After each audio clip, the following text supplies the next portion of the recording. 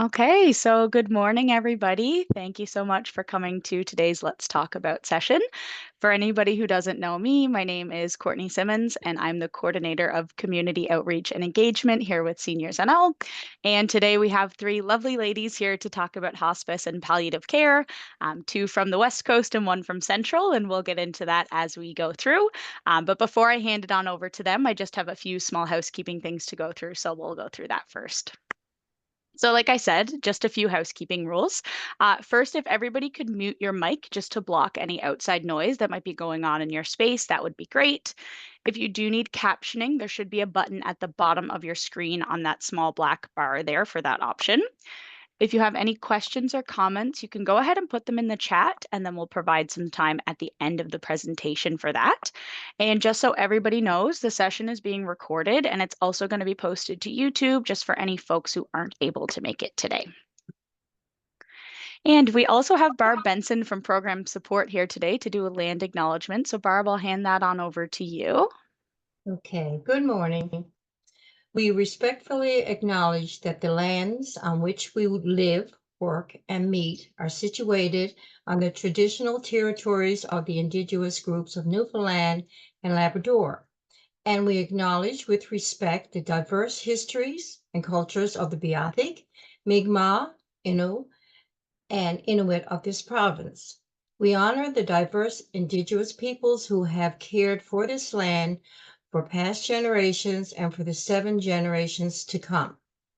We are committed to listening, learning, and working in collaboration with Indigenous communities as we move towards reconciliation, respect, and mutual understanding. Let us carry this acknowledgement forward in our work and relationships as we strive to create a future that respects and embraces the wisdom of older adults and the diversity of all communities. Perfect. Thank you so much, Barb. You're welcome. And now just a little bit about our three speakers for today. So first we have Sandra Lush. So Sandra has been the regional manager of spiritual health and ethics for NLHS Western Zone for 16 years. And for the past 5 years, half of her work time is spent directly focused on palliative care. Grief and bereavement has always been an interest of hers, and much of her work has been in this area, including facilitating grief and bereavement programs, providing educational workshops, and co-authoring an article, Fighting for Connection, a Socially Distanced Grief Experience, in the Journal of Illness, Crisis, and Loss. Sandra lives in Deer Lake with her husband, two children, 16 and 20 years old, and a new addition to their home, Snoopy, a 10-month-old beagle who has brought a new form of entertainment, craziness, and love to their family. I love that, Sandra. Okay, next we have Michelle. So Michelle King has been the clinical nurse specialist with Western Zone's palliative care program since 2019. Prior to this role, she was a staff nurse on the palliative care unit for 17 years. Michelle also has recently completed a Master of Nursing program through Athabasca University. And outside of work, she has a wonderful 20-year-old son and two adorable cats. She also loves spending time outside with her husband and eating food. So welcome, Sandra and Michelle. And then last we have April. So April Strong is in Grand Falls at Lionel Kelland Hospice, and she joined Lionel Kelland Hospice in May 2024, bringing with her nearly 10 years of experience in social work and a heart deeply rooted in compassionate care. She holds a Bachelor of Social Work from Memorial University and a certificate in Women in Leadership from the University of Toronto.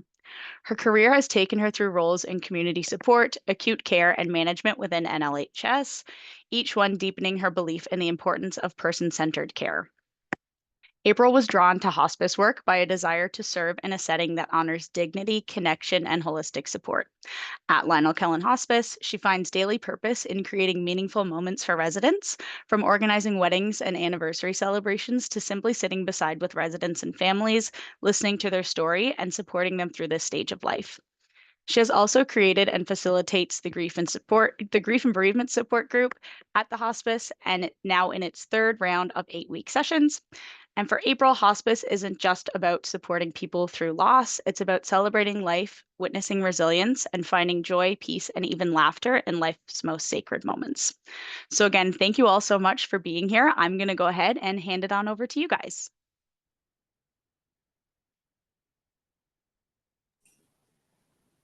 Good morning from Corner Brook. Just give me 1 second now and I'll get my screen up.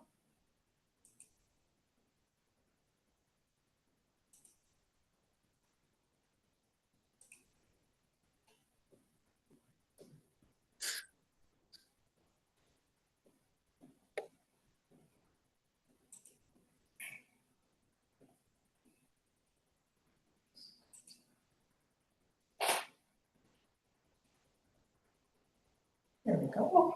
So is the full screen visible? Yes, it is. It has a blue screen there, but like a blue border, but it's fine. Okay.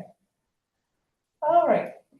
So, I was going to say I'll get started, but I got myth 4, so I won't start right away that way. But yeah, so we've been introduced. I just want to confirm, how much time do we have? Is it 30 minutes and then we'll switch to April? It's kind of up to you guys between the two of you. We have about an hour and 15 minutes total. So whatever works best for you guys in terms of splitting that. And then Sure. usually a few minutes for questions as well. So if around 30 minutes or so would be perfect. Okay, just wanted to make sure. So what Michelle and I are going to share with you is a list of 10 myths about palliative care. And it was taken actually, now I didn't write that down, but Michelle remember, from the Virtual Hospice, Canadian Virtual Hospice website. So if you wanted to look up that, they do have also a lot of other valuable resources and links and things. So you can check that out there. But we're just going to go through the 10 myths and sort of chat about them a little bit. And we're open to questions along the way. So if you have, now we can't see you or see the chat, so someone would have to interrupt. But if you want to comment on one as we're going, like, feel free to do so. And all we're going to do is sort of read through them and add a few little thoughts. And if you have something to add, please feel welcome to do that. So Michelle is on for number 1. So good morning, everyone.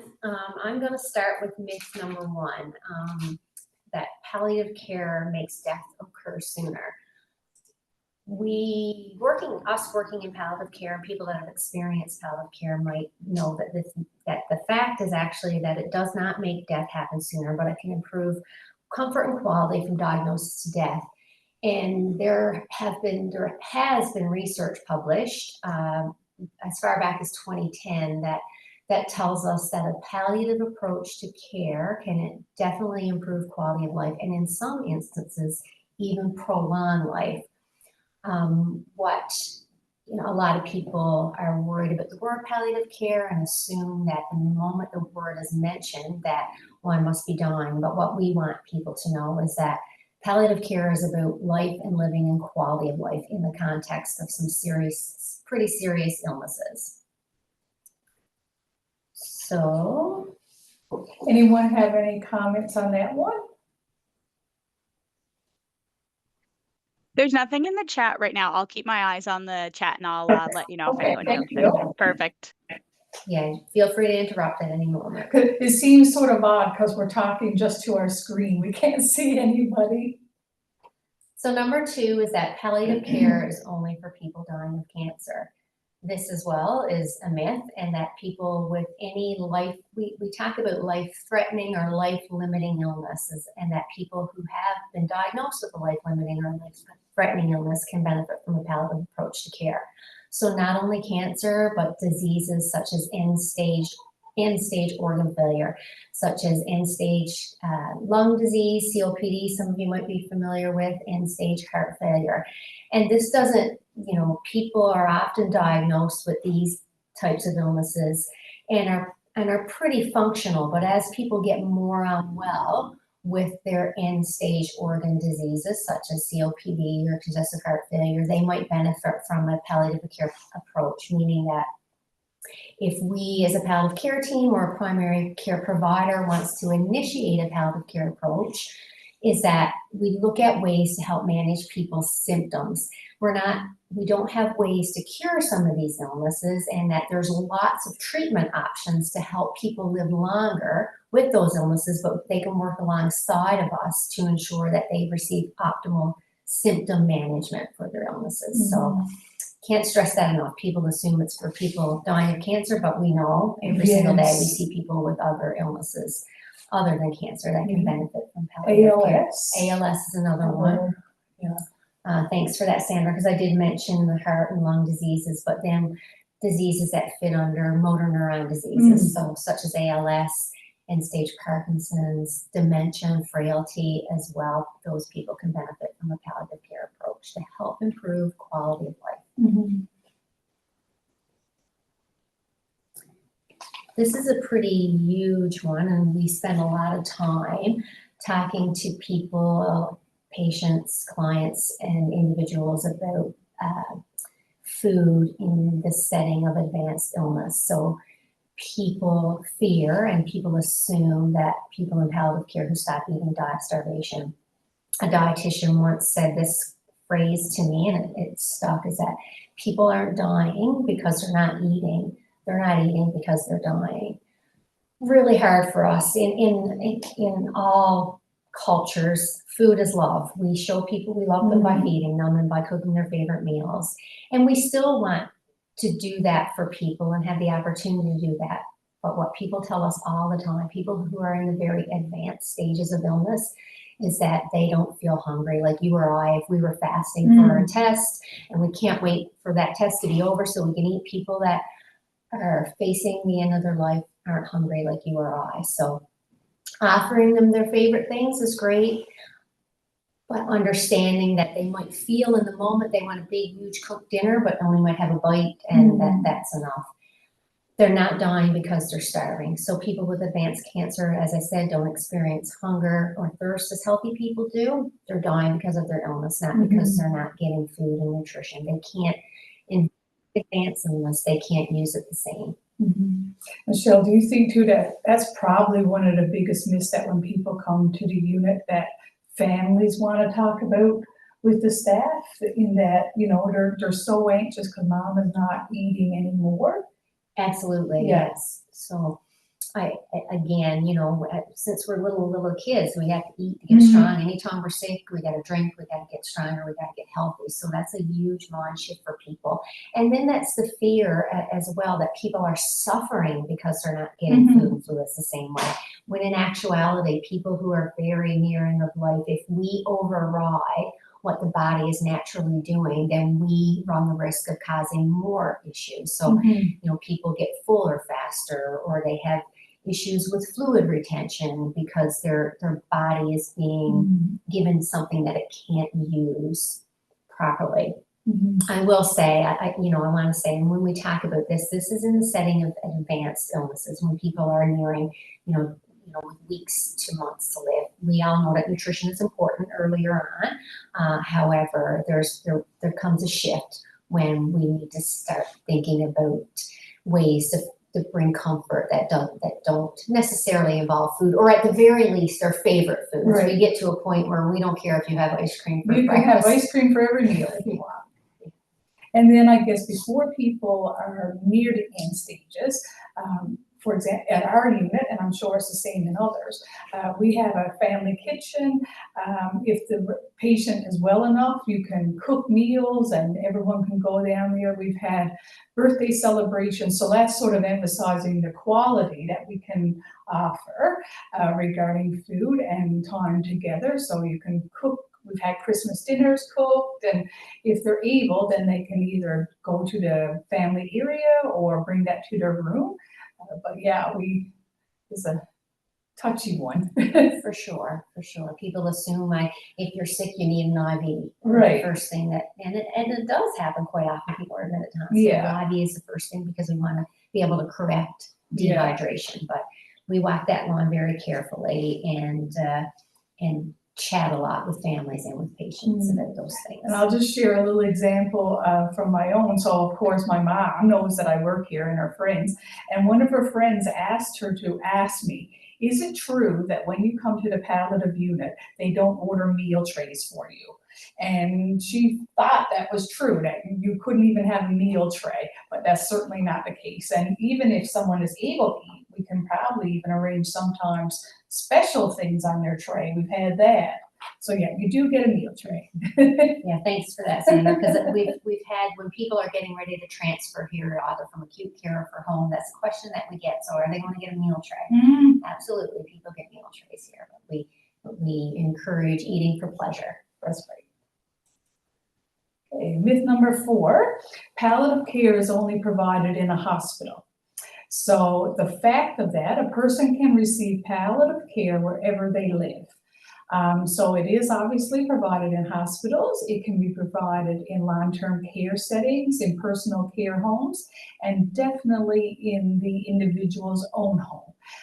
So if it's provided in the community, and I would assume this is correct for across the province, it's coordinated then through palliative teams, and then community health nurses help assist with the care provided in their home. And it could also be your family doctor, a nurse practitioner. Yeah, people oftentimes we do work with, or clients and individuals in the community work with us, but your family care provider, Right. Your primary care provider as well can assist with palliative care at home, and there is programming throughout the province. Mm-hmm. And it depends on where you lived, what would be offered. And I guess another one to note there that maybe Michelle might know more about this or can say more about it, but also now with the paramedicine program. And so the paramedics, is that throughout the province or just certain areas, I guess, really yet? Mostly the urban area at Eastern Health, and then areas, Corner Brook, as far north as Pasadena, and the Bay of Islands area. There is a palliative paramedicine program. So the paramedics are trained to provide some palliative care at home as well. And they're available. Once a patient or a client is set up on this program, then the paramedics are available to them by phone to be able to help manage a complex symptom, or if somebody were to fall, they could call upon them to help them to continue to be able to manage at home. Mm-hmm. So there are lots of options outside of just a hospital facility. And that would depend on, I guess, the family, the patient themselves, and what their wishes are. Myth number 5, we need to protect children from being exposed to death and dying. So the fact is, talking with children early on in someone's illness and providing honest and clear information that is age appropriate is the best way to protect them. Like adults, children also benefit from having time to say goodbye and to say goodbye to people who are important to them. So that's something definitely just depends on each family and on each child, what people are comfortable with. But from my own perspective, I do feel it is very important to include children in the end of life process. It's a natural part of life, and sadly, in some ways, we've made it taboo or something that we don't really talk about, but it's natural and it's normal. But with that, you would just base it on each particular child. So some children, can maybe be involved in, so much that they'll come to the unit. They might get in a cuddle bed with, I'll just say, their grandmother. They're okay, they're interested in going to the funeral home, or they want to talk about what's happening with Nan. But then there's other children that maybe they're not quite in that same space. So really, you just play it by ear, but my advice slash suggestion is don't close the door immediately, assuming that the child would not want to participate. From my experience over the years, children are often more wise about some of these things than we are as adults. They have their own perspectives and insights to share, and they know what's going on. So even if you're not discussing it, they're aware of different dynamics and the things that are happening because of the illness circumstance.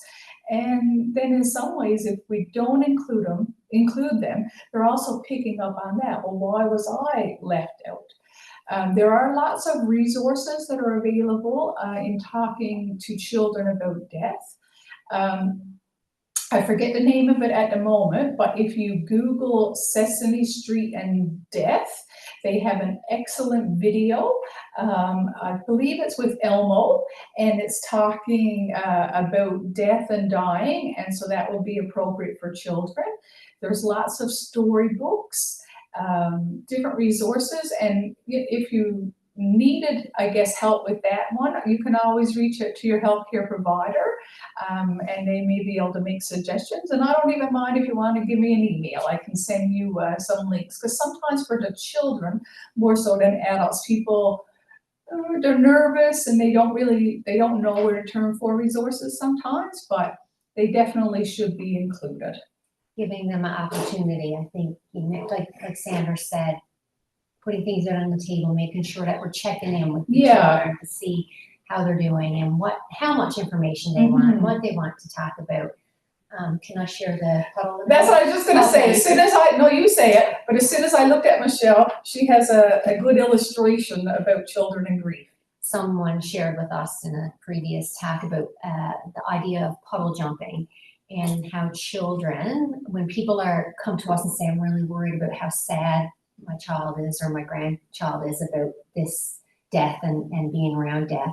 And someone shared with me that children are puddle jumpers. So if you'd imagine them puddle jumping like they do, they're in the puddle, they're in the sadness, but then they're easily distracted and they're out of the puddle again, and they're in and out of the puddle as people are going through this process. Whereas oftentimes us as adults, we're in a river, we're trying to float, so our sadness is heavier and weighing more on us than it is for our children. So I thought that was a good way to illustrate. Yeah, that's excellent. To help families, caregivers of children understand that the sadness is not as heavy for them, perhaps, at the same way it is as it is for us adults. And so lengthy, because in the moment it's probably, they feel sad, but yeah, I do really like that puddle jump illustration.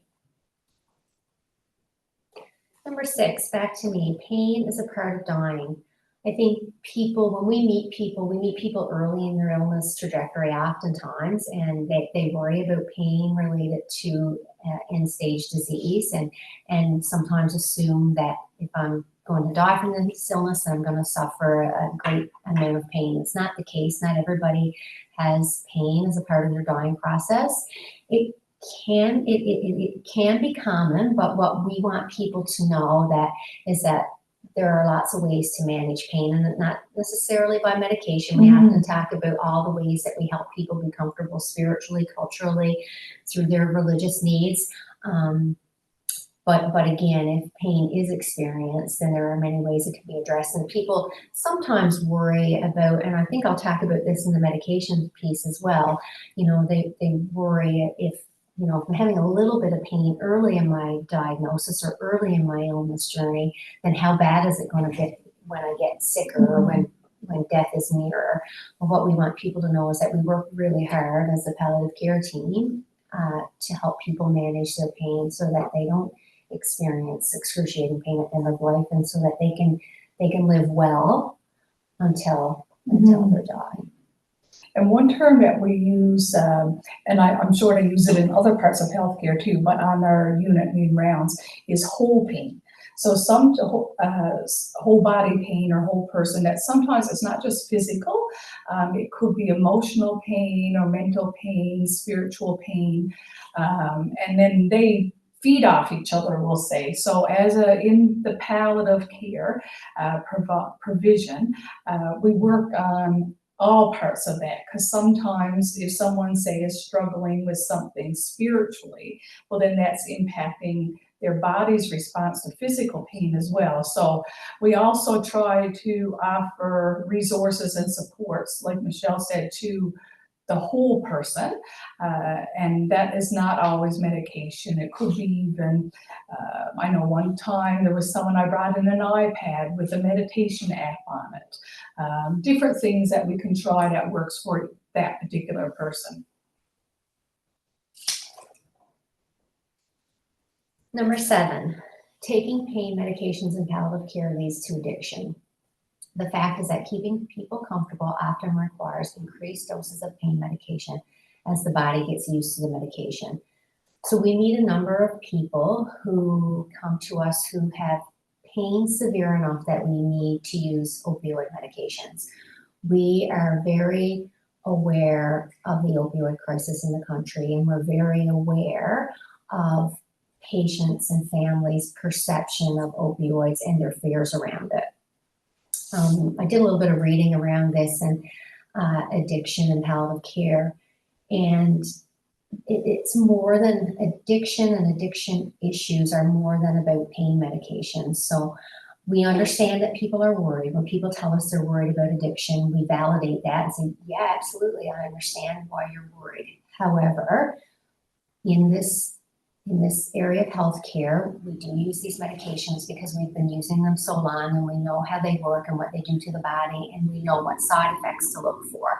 So we use them very judiciously and very carefully. We often say to our patients and their families, we're going low and slow, so that we want to avoid the bad side effects, but have you be comfortable at the same time without you having the side effects that maybe they've experienced in a previous encounter, maybe from, sometimes post-op, we give people higher doses of medication to get pain under control quickly. We do it differently here. We use very low doses, and our hope, I say it to people all the time, we want what patients want and what families want. We want their time to be awake and clear and alert and comfortable. Disease takes those things away. Medications can cause side effects, but we try to balance those very delicately. But again, we want people to be comfortable and to be having quality time. And sometimes we need to use strong medications to help manage some of those symptoms. Yeah, and I think, like what you said, the important is to note that most of, or what you provide is far less dosing than in other situations in your healthcare. Absolutely, teeny tiny doses. Yeah, I can't stress that enough. That yes, the names of the medications are scary. You've probably, morphine is an example, Dilaudid or hydromorphone. Yes, these are very strong opioids, but the doses are almost minuscule. What we start with, we don't, we start really low. We monitor for side effects. We monitor for comfort, and we adjust accordingly. That's right. And I think I mentioned earlier, sometimes people worry about what if I'm going to run out. There's no ceiling on a lot of these medicines. So as disease progresses and things change in people's bodies, we can adjust those medicines with hopefully minimal side effects to allow people to be the most comfortable that they can be. This is a big one as well, that morphine, hydromorphone or Dilaudid, they're all similar medications. They can make death happen faster. I've been doing this work a long time, and I've met many, many people who assume that once someone is admitted to hospice palliative care, that we give needles and that their death comes sooner. We don't do anything to slow death down. We don't do anything to speed it up. We just want to support a person and their body as their body is doing what it's naturally going to do in the context of a very serious illness. So again, in proper doses, it does not make death happen sooner, but allows people to be comfortable as they are dying. Because I've only been working directly on a unit for 5 years, and I must say I've heard numerous times how a family member might say, yes, they gave, that shot of morphine and mom died not long after, but it isn't connected. And even for healthcare providers, because these opioid medications have such a bad reputation, and yes, they can be very dangerous. But even for healthcare providers, we need to remind ourselves that these tiny doses are used to help people be comfortable in the context of them dying from cancer or end-stage diseases. Myth number 9, palliative care means the patient's doctor has given up and there is no hope. So the fact is, palliative care providers help people achieve their best quality of life for the rest of their life. Hope changes from curing the disease to living life as fully as possible. So we've sort of discussed, portions of that one already, but a term that we use a lot is reframing hope. So, of course, at the beginning and before your closer to end stages, we all hope for a cure. We all hope that, we'll get better or that this will go into remission. But when time comes closer, and then the palliative team, or not just on your own, but through palliative care, we try to help reframe your hope. So maybe if it's, I'll just say, closer to Christmas, and you're wondering, you hope to make it one more Christmas. Well, maybe we might help reframe that we could have Christmas earlier, and maybe you'll be lucky enough then you can have a Christmas on December 1st, and you might have then another Christmas on December 25th. It could be things even then, maybe reframing that, I hope that I get to talk to my family more about my thoughts regarding end of life, or what I would wish for them after. I hope, trying to think of examples now on the spot. What are the things, Michelle? Like just reframing from cure to what your situation is now. And yeah, I think part of our work is getting to know people and the things that are important to them in the context of this. So, people, yes, they wish for a miracle, they hope for a miracle.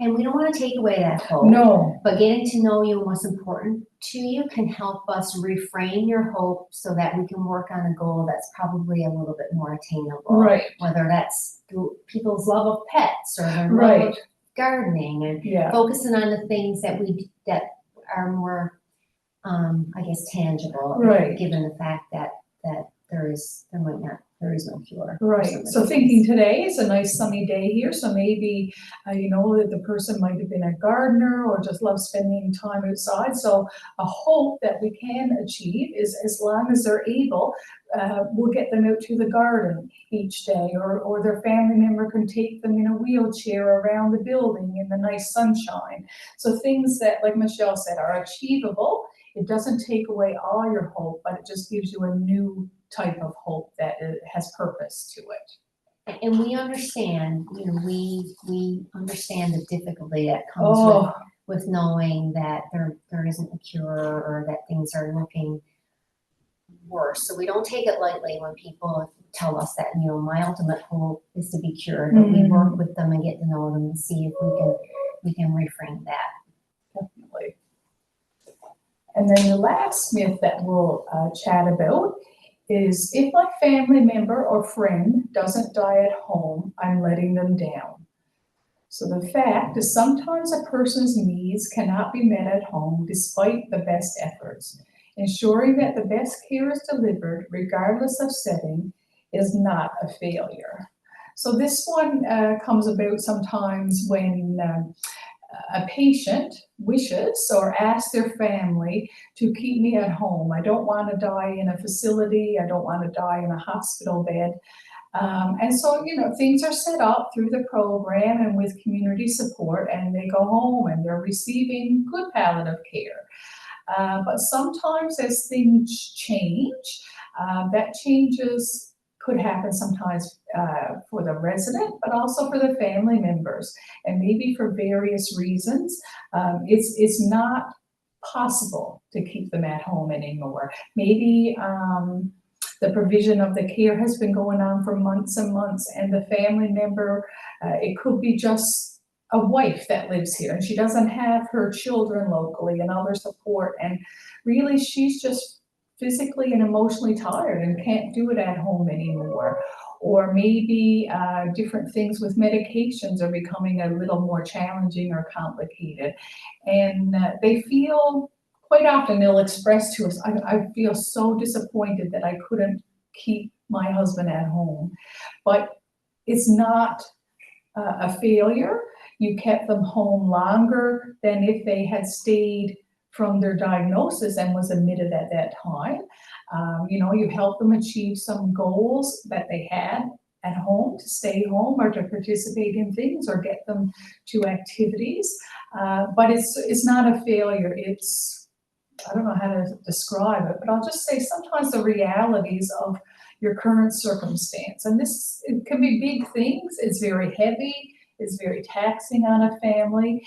And one thing that the nurses often say then when families do come in more at the last minute, I'll say, is that it's time that you can step back now as a caregiver and you can be a family member. We're here now, or they are here, I'm not a nurse, they are here to help provide those final days of care, and you can just be a wife. You don't have to see to, food or changing beds or supporting in that way. And I think usually the family member can soften towards that, but it is hard that maybe for several years they have been providing the care and they feel they let them down, but it's certainly not the case. They've researched what people are worried about as they're facing end of life, and I guess Sandra and I can attest to this just from talking to people. And I think when we ask people about their fears, I think the number one thing I've heard over the years is that I'm worried about my loved ones. So if we remember that I don't want to be a burden, or I'm worried about the stress I'm placing my family under, is that when as much as people want to stay at home, when things get closer and they know that their family members, it's getting tiresome or burdensome from them, they feel better knowing that they can come to a place where somebody else is doing some of the more nursing type things and medication management, and ultimately they want their family members to be okay too, and that having an admission to hospice palliative care can help their family members. So that's all that we have. I do have listed there on the screen the website where we got those myths from. And like I mentioned at the beginning, there's lots of other helpful resources there. And our contact information is there. If down the road you have any questions, we can try and help you. And if not, we've been around long enough that we can direct you to the person who could help answer your question. Did anyone have any questions or comments for us? So there's nothing in the chat. First of all, thank you so much. I think these conversations are so important. And we can speak to that maybe at the end with a general conversation after April speaks as well. But thank you so much. And I will hold on to those contacts as well, your emails, in case people do want to reach out. But before I hand it on over to April, I just think, like you said at the beginning, I think the word palliative can be really scary and intimidating for people. So I think having these conversations specifically and especially around myths and what palliative really is like and what it really means is so important. So I'll go ahead and hand it on over to April to speak about Lionel Kelland and hospice, and then we can have kind of a larger conversation about the both of it at the end, if that sounds good. So thank you. Thank you, Sandra and Michelle, for all that wonderful information. I second that website, the virtual hospice, is a fantastic resource. Highly recommend everyone go check it out. So I am trying to, okay, entire screen. Give me a second. Let me see.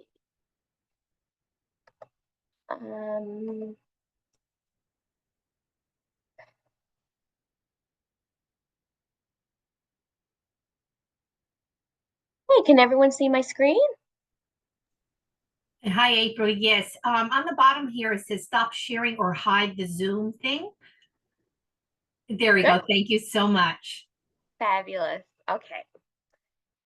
So my name is April Strong. I am the social worker and program lead for the Lionel Kelland Hospice. So we are located here in Grand Falls-Windsor. So the story of a caring community. So in 2014, a group of healthcare professionals began exploring options to address the gap that existed in the central region for end-of-life care. The concept of having an independent facility that would offer compassionate palliative care in a home-like setting was well received. In 2016, the Presentation Sisters donated St. Catherine's Renewal Center in Grand Falls-Windsor to be used as a residential hospice. It's been completely reconstructed and transformed into a 10-bed hospice, focusing on care, respect, and dignity for people who are dying and providing support for the loved ones. So on April 4th, 2024, we accepted our first resident. And the namesake is named after Dr. Lionel Kelland. He was a longtime family physician in central Newfoundland, a passionate advocate of dying with dignity. Dr. Kelland felt that a quality end-of-life care should be available to all who need it. Diagnosed with a life-limiting illness, he chose to die at home and be with his girls. Those involved in the hospice project were inspired by Dr. Kelland's beliefs. They felt that the province's first community-based residence for people needing palliative care would bear his name. This hospice honors Dr. Kelland's strong beliefs and values as a true family physician, and we're proud that our peaceful space will provide care, respect, and dignity to everyone. His granddaughter is actually graduating, and she's doing a mural for us in our playroom, so it's very special. So who are we? So we are the first community-based residential hospice in Newfoundland and Labrador. Our mission is to enhance the quality of life for individuals and their families dealing with progressive illnesses, death, and bereavement through compassionate and holistic care, education, and research. Our commitment is to ensure care, respect, and dignity at the end of life. And our mandate is to offer compassionate end-of-life care in a special home-like environment with programs and services residents need to ensure comfort and preserve dignity. So we are a registered charity. We rely on donations from the public and funding from the government of Newfoundland and Labrador to run our hospice. So I know a lot of people are confused by this, but we are actually separate from Newfoundland Health Services. So again, we are a registered charity. We have a program at our hospice called Helping Hands. So our volunteers are often referred as the heart of our hospice because they perform an important role. These kind and generous individuals give their time to ensure that care and support is available for individuals when they need it. So if you're signed up to volunteer at our hospice, you could be, greeting at the reception area, helping organize special events, fundraising, gardening and indoor plant care, baking. We have a wonderful baking program that our volunteers do here. Grief and bereavement facilitator, companionship, and complementary therapy. And a little bit more about the companionship. So that's more so, if a volunteer is comfortable and would like, they can actually sit bedside with one of our residents and their families. I will say our organization does a really good job at supporting our volunteers because we are kind of like a big family. I know our volunteer coordinator does a really good job at making sure that they are provided with the tools they need in order to volunteer at a hospice. So when you sign up, you will be given some education before you start. And she also puts off a monthly mingle. So she gets all the volunteers to come in each month to do a fun activity, just so they can all kind of get together and chat. And I think that's really important. So, and if anyone is interested in volunteering, we're always looking for volunteers. You can head to our website listed there, and the form is there that you can fill out. So, as Sandra and Michelle just mentioned, hospice care neither hastens nor postpones death. It provides relief from pain and other distressing symptoms. It integrates social, emotional, and spiritual aspects of care. It provides a support system to help patients live with dignity, offers the help a family needs to cope, and it is cost-free care for everyone. We are resident and family-centered care, so it's comprehensive and holistic. We have medical care available 24/7. We have support for residents whose family members cannot be present. We respect social, cultural, and spiritual needs, and that is definitely a conversation we'd like to have with people once they come into our building or even prior to. Families focus on loved ones while staff tend to resident needs. So just like Sandra was just talking about, we often have people coming into our hospice who have either been living at home or they come from the hospital, and their loved ones, you know, are very tired, because it's incredibly difficult. Like, I can't even begin to understand the difficulty people are facing by trying to keep people at home for as long as they can. But a wonderful thing is once they come to our hospice, we do like to remind them that you can be the wife now, the son, the daughter. You can focus on that quality time with your loved one while our wonderful care team takes care of your loved one. And dignity is absolutely paramount here at our hospice. So comforts of home, we have warm and inclusive building. We have a fabulous chef. He really makes sure that he comes up to the third floor to, you know, meet residents if there was any special thing that they have. I mean, I'm not even kidding. There's nothing that's too big of an ask for him. He's given people lobster. He's given people taco nights, like anything at all. So we do have a menu that we provide to our residents. But if there is something that they don't like, or they like, or there's a special meal that they are really craving, he will make sure that they get that. We have lots of music here. We often have people come in from different community groups to play guitar, or we have the cancer survivor choir here that do their practices downstairs that the residents can sit in on. So that's been lovely. We have sleeper sofas for loved ones in all of our resident rooms, so that there's like the couches that pull out, and we also have recliners in the room that recline, as well as all 10 of our beds can be turned into cuddle beds. And of course, peace and quiet. So our services, we have 10 resident beds, one of which is bariatric. And again, each one of these beds are able to turn into a cuddle bed, so your loved one can cuddle with you in the bed. We have 4 family suites.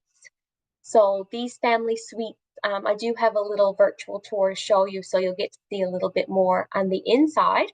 But our family suites are, I like to say, they're basically like a hotel room, because our housekeeping staff take such pride in their work, and they want to make sure that everyone is feeling as comfortable as they can. Like, even when you go into one of these rooms, there's like, they make the towels like swans, and it's beautiful.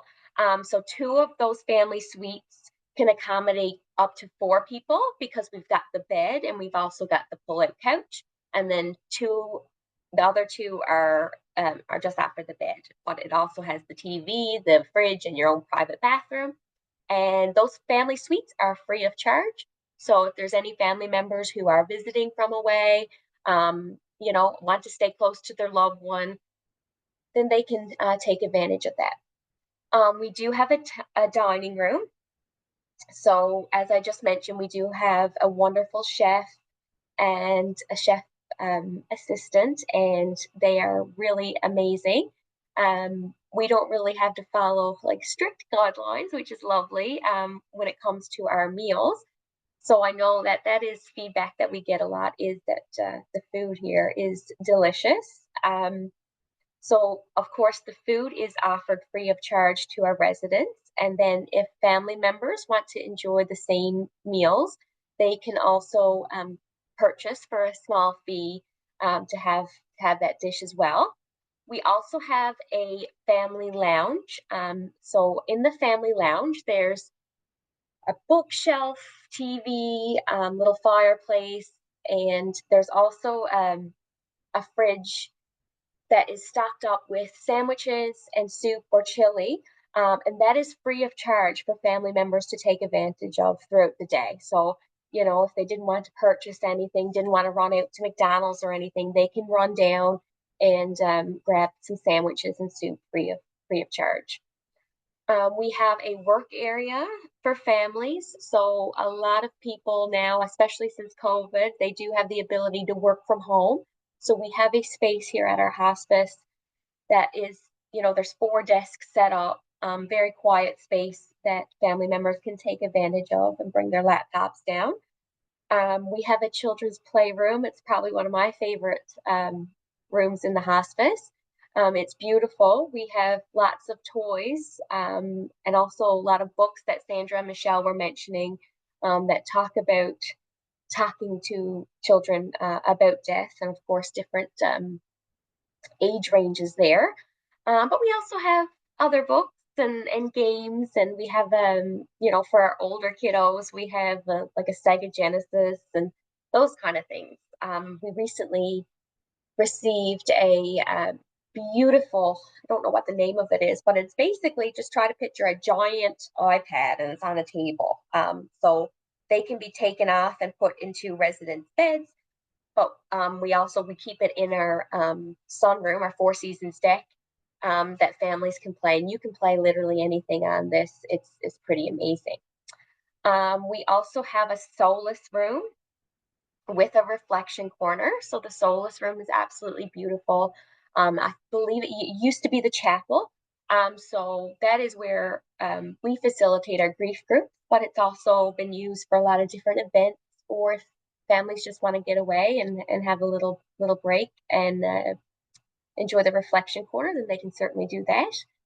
We have a large Four Seasons deck, so that's pictured right above there. Basically, it's a giant sunroom. It's beautiful.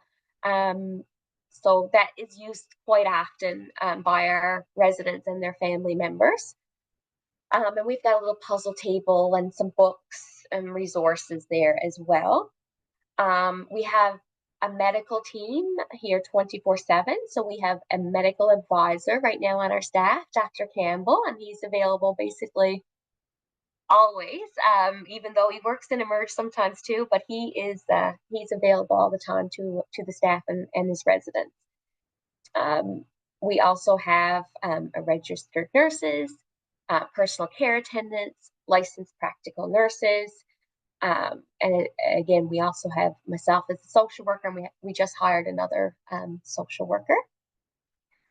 We have a meeting room downstairs, so we have a beautiful meeting room if anyone needed to use that, but we usually use it for our staff meetings. We have an outreach room, so that is a big, beautiful open space that different community groups can rent to do any of their events. And we also have 3 rooms to rent off to the side of the hospice. So I do believe they're thinking about using that for maybe med students, but there are 3 rooms there on the other wing that are available to rent. So this we offer grief support groups. So we are currently in our 3rd round, about halfway. This has been fabulous. We developed this. It's 8 weekly sessions. They're 2-hour duration with a 15-minute refreshment break. So we always offer some sweet treats, coffee, tea, and water for people to kind of mingle in between. I think that's really important. So it's located in our beautiful Solace room, and this is also a free program, and that is open to everybody. It's not just for our family members who have lost people here in our hospice. In fact, most of the people who have been registered so far are people from the general public, and you must be 18 years of age or older to participate. I just have an image there. So that was at the end of each 8 weekly session. So week 8 is when we usually have a beautiful meal that our chef makes for us, and we get to sit down, and it's not as structured. It's just kind of reflecting back and talking about the different things that we learned, and just a time to laugh and to mingle. So we do a survey after the 8 weeks are completed. So this is just a couple of testimonials that I just wanted to put up there. Grief is an individual feeling that is overwhelming and heavy, but through this support group, I realize I don't have to keep my thoughts inside. The guided conversations, activities, and heartfelt moments were just what I needed to help me realize others are experiencing the same kind of hurt and emptiness. At the end of this program, I realized there is hope for the future and adjusting to a new reality is okay. And the next one says, I came broken, hurt, sad, and grief stricken, not knowing anything about grief support. We didn't have to say or do anything if we didn't or couldn't. No pressure. This was very important. But as each person shared their stories, I felt they were going through so much like myself. This helped me share my story too. And of course, talking about it really does help. And we got some beautiful testimonials from some of our participants, but specifically these ones I just wanted to highlight because I often hear, I know not everyone is jumping for joy or super excited to join a grief support group, but the things that happen in these sessions like truly has moved me beyond belief. Honestly, myself and the other social worker, we are facilitating, which means basically we organize the room and we bring some information that they might find interesting that we all read together. But it's where learning is happening is when other people are sharing their stories, what they've been going through, because it seems like a lot of people are grieving alone. They feel very isolated. They feel like there's something wrong with them. And it's actually not the case at all. And though there are lots of very emotional moments, of course, because we are in a hospice and we are talking about grief and talking about losing a loved one, of course, there's going to be tears, but there's also quite a bit of laughter. And like, for example, I know our first grief group that we did ended in last December. Like this group still stays in touch. They all went out to Donini's brunch like recently. Actually, they went out to a few lunches now since we've ended because they've formed such strong bonds and strong friendships. So I really cannot stress enough the magic of grief support groups. Highly recommend. And if there is anybody who is interested, we do grief groups every couple of months. So when this is done, this session is done in July, this round. So we'll probably do our next one in the beginning of September. And there will always be advertisement for that on our Facebook page. But if anyone's interested, my contact information is going to be at the end of this presentation. You can always contact me. Okay, now this, I'm going to see if hopefully this will work. This is just a 2.5-minute video of just what it looks like inside our hospice. Now, there are some changes made because this was filmed in the early stages, but I just like to show it just so people can kind of have an idea that our hospice isn't a scary place like people might think. Let's see.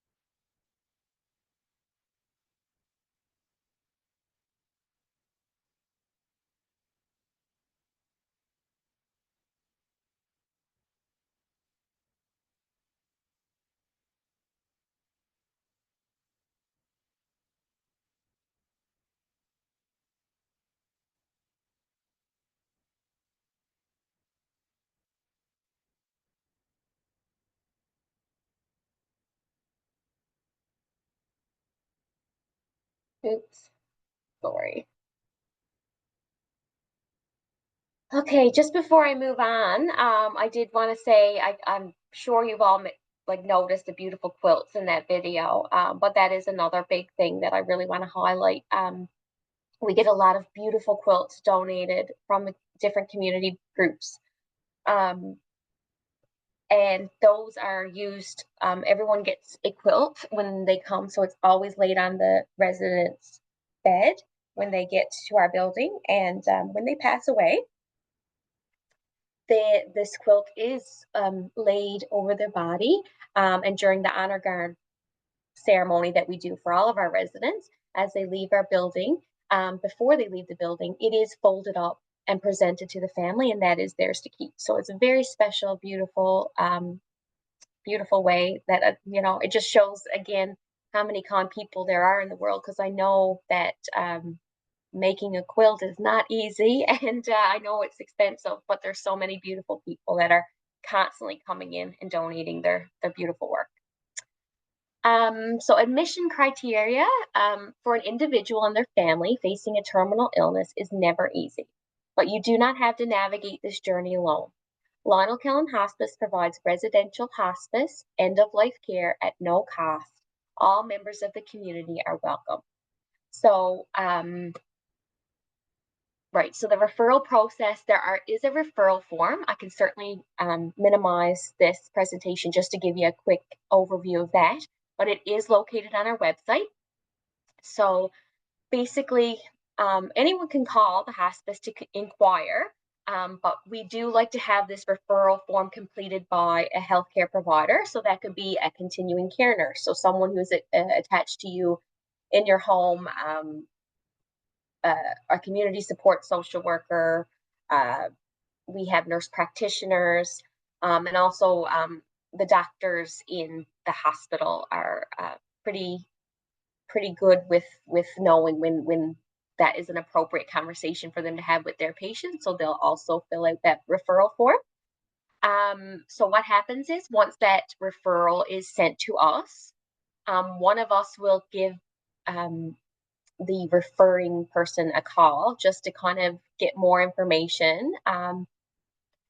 And then there's a conversation held just to ensure suitability. We also will call the person who is wanting to come to our hospice. If they're not able to speak, we will speak to their next of kin. And then we speak to Dr. Campbell just to make sure that it all seems appropriate. And then we make sure that we get you over there as quickly as possible. So if that's something that you want. We also have people who are not quite ready for hospice yet, but they like to have their referral done, and they like to have all those things completed. So when they are ready, they can just give us a call and we will arrange for transportation, like an ambulance, and then we will get them in here if it's needed. Yeah, so that is usually it. I will just give you a look at our referral form. So this is what it looks like. I won't go into it in real detail, but basically it's just your information that goes there. If you're capable of making healthcare decisions, so that's whether you have capacity or not. If you have a next of kin, we'd like to have that information, of course. Where you're currently living prior to coming in here. And then, of course, the healthcare provider can do this piece, which is the estimation of prognosis. And then we do medications and any care needs that you might have. It's only 2 pages. Not too much to it. Okay.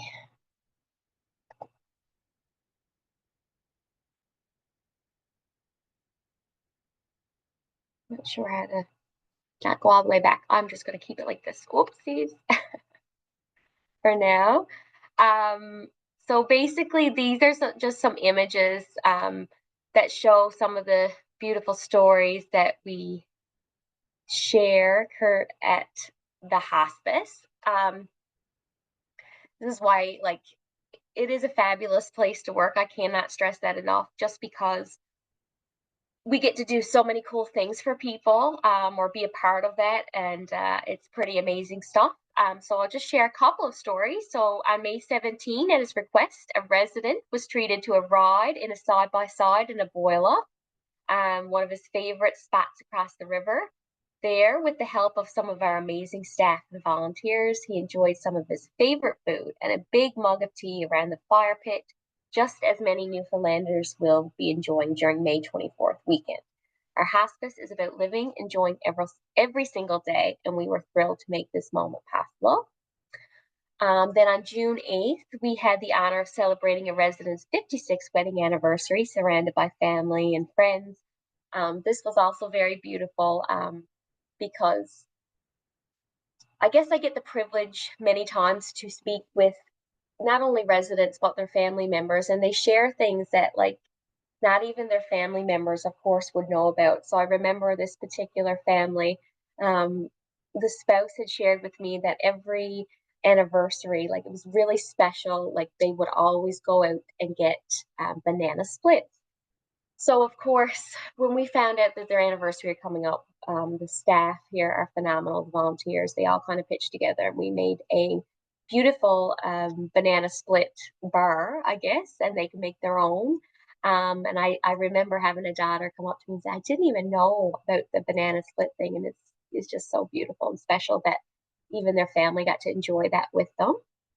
We had another resident who loved antique cars or fancy cars, anything to do with that. So, of course, our amazing community, all it took was one little call out, and a lot of people came together for him and our other residents to really enjoy that. The last image there is of a resident. I let him know that we have a fire pit, because we do have a fire pit and we do have like a covered patio out back.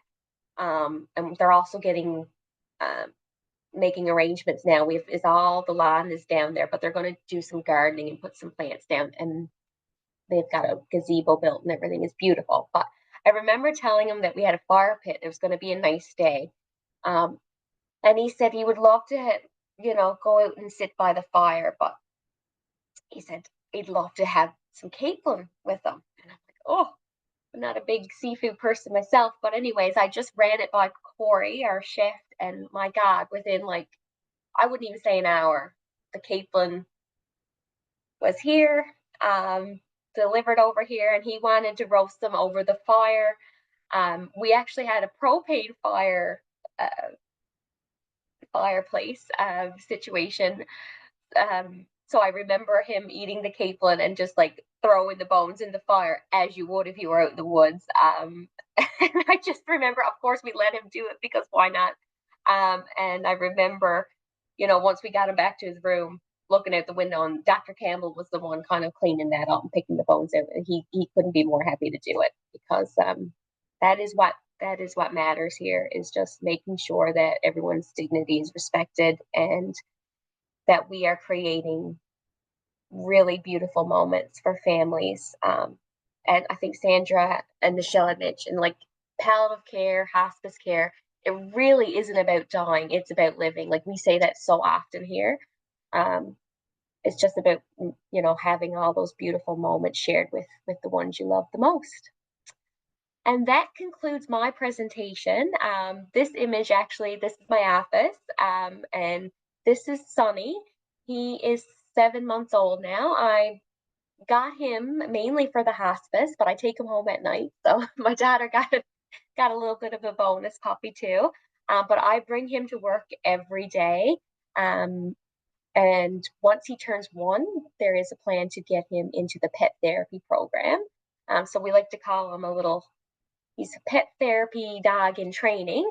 So I bring him here every day just for that exposure. But it's amazing what animals can do for people. I know just myself, that he is my self-care.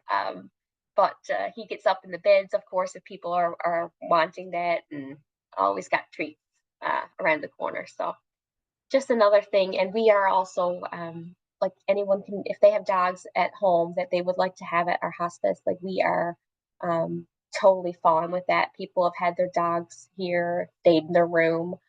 We've had chicks. We've even had a goat in our elevator. So like go up our elevator to visit residents. So, I mean, like I said, there is no ask that's too big. Okay. I will stop sharing now, I guess. Thank you.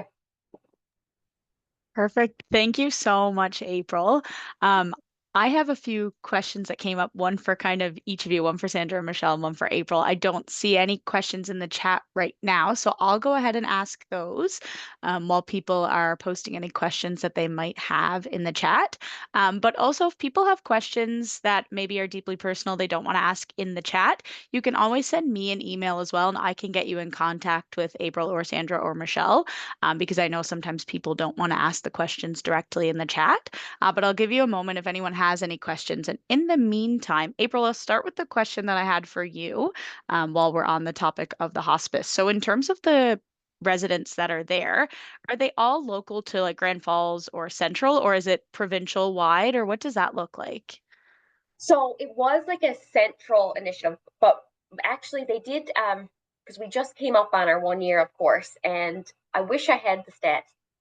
I'm not good. I'm a social worker. I'm not good with the numbers, but it actually was interesting because we actually served more people out that lived outside of Grand Falls. So we've had people from Fogo, from Baver, from Lassie, from all the little places in between. I think we've actually hit almost every community. It's been amazing. So that outreach is there. We have had a couple of people, I think they're from Grand Falls, but they were living in Corner Brook or something like that, that have come over. So right now, I believe they say like the central region. But again, who knows? We're pretty flexible. Right. Okay. That makes sense. And then in terms of, because you said it's kind of the only facility of its kind on the island, and you might not have an answer to this. I'm just kind of curious, is this something that like there's possibility of expansion across the island, or is that something that is being explored, or what does that look like? I actually heard not too long ago that they were looking at something similar, a community hospice in St. John's. Don't quote me on it because I'm not 100% sure. But it is something that is necessary and needed here. Like we have all the information that we've collected over the last year that says so. I think we're at over, my God, we're well over 150 residents now. We've only been open for a little over a year. So I know there is a need there. And I think that number would even be higher if people knew what this building looked like, what it was all about. But yeah, that there is, I'm hoping, because in different provinces there's all kinds of different community hospices, and luckily we do have those connections with them. Because of course we don't want to reinvent the wheel. We want to like collaborate on those things. So yeah, my hope is that this will be something that happens in other places in our province. Yeah, definitely. I think it Yeah. sounds like such a beautiful facility and such a beautiful program. So it'd be great if that could continue to expand, because it sounds Right. like you're doing really great work there. So thank you for Yes, sharing thank that. you. And then I also had a question for Sandra and Michelle. When you were speaking about those myths, one that I actually was kind of unaware of in some ways is that palliative can happen at home, and doesn't necessarily have to be in the hospital or anywhere specific like that. I was wondering if you could speak, you might have mentioned this, but just speak a little bit to what that exactly looks like. Like, would that involve one-on-one support with someone in the home? Would that include like implementing adaptive devices like a bed in the home? Like, what does that actually look like if it is outside of the hospital setting? So Courtney, it might look a little different in other zones in the area, but there's the program that it's called the End of Life program. So for Western Zone, it's designed for people that we think are in the last weeks up to 2 months of life. So people who are admitted to the program can qualify for home support hours. They can qualify for medications that are needed as people are nearing end of life. Those will be covered, and equipment needs. So yes, absolutely, people have hospital beds in their home. OT, occupational therapists, physiotherapists, social work, access, and community health nurse will visit, see what's needed to allow people to be at home as long as possible.